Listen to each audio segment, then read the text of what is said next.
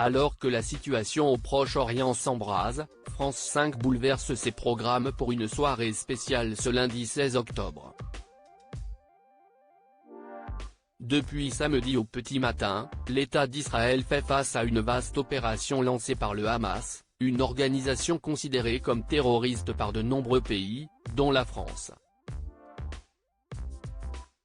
De nombreuses victimes sont à déplorer, ainsi que des disparitions et des enlèvements, alors que 11 ressortissants français font partie des tués.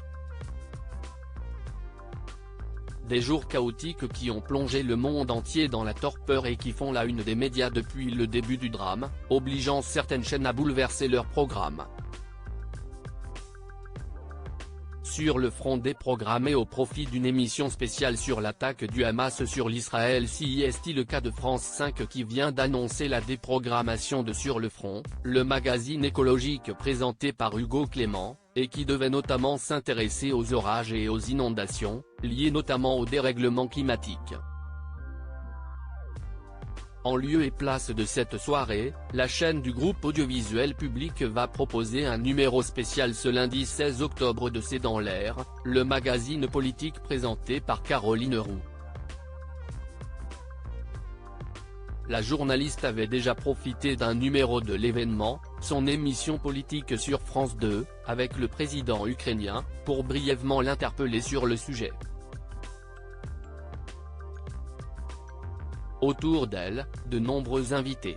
France 5 annonce la présence de membres du gouvernement, anciens diplomates, analystes et experts qui permettront de mieux comprendre les enjeux au Proche-Orient, et plus globalement revenir sur les conséquences de cette attaque, sur la solution à deux États prônée par l'Union européenne et les États-Unis. C'est dans l'air pour la troisième fois en prime en 2023. À cela s'ajoute une intervention attendue, celle d'Emmanuel Macron. Le président de la République a annoncé une allocution surprise, prévue ce jeudi 12 octobre à 20 h, durant laquelle il s'exprimera sur la situation en Israël et dans la bande de Gaza, d'où proviennent les terroristes du Hamas, qui fait face à un blocus de la part des forces de sécurité israéliennes. CIST la troisième fois cette année que C'est dans l'air est programmé en prime time, le précédent remontant à juin 2023, quelques heures après la mutinerie orchestrée par Evgeny Prigojine, le chef de Wagner, décédé depuis dans un accident d'avion.